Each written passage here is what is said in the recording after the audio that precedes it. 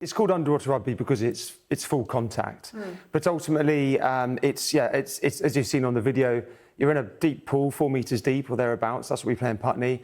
You've got snorkel, flippers, mask, and you're trying to wrestle a ball which is a slightly smaller diameter than a football, filled full of salt water, into a large waste paper basket. I mean, is the goal. goalkeeper allowed to sit in the basket there? Because that's effectively what was happening. It looked like, is that a goal? Would you call that goalkeeper, defender? Goalkeeper, exactly right. Yeah. So you've got three main positions. You've got a goalkeeper, which does exactly that. He puts his back on the goal and uses the fins to put pressure down, to hold himself down or themselves down. You've got defender, which lies in front, and then attackers, which do, as I say on the tin, they attack the goal.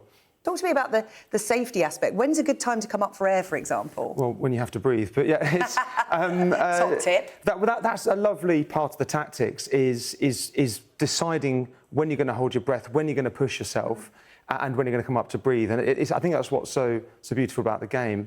In terms of safety, I mean, very few injuries. Everything's slowed down. We get a lot of ex-rugby players who maybe have done their knees in, done their shoulders in, that still want to sort of play the game, but they're able to do it in a much slower pace and less sort of risk of injury. And do you have mixed teams, men? So men and women can play the sport together? We play together all the time. And I think there's a lot less disparity between men and women in underwater rugby and as there is in overland rugby, I guess we'll call it, because it's not just about strength.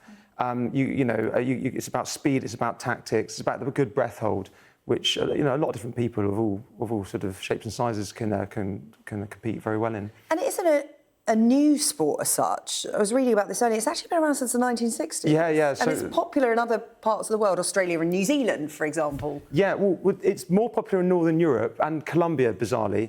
But yeah, most sort of cities in Northern Europe, they've got a team or two, and there's a much bigger presence. Here we've got Pure, which is based in London and Guildford, and then there's another team in Cheltenham. So we are desperately trying to grow the sport.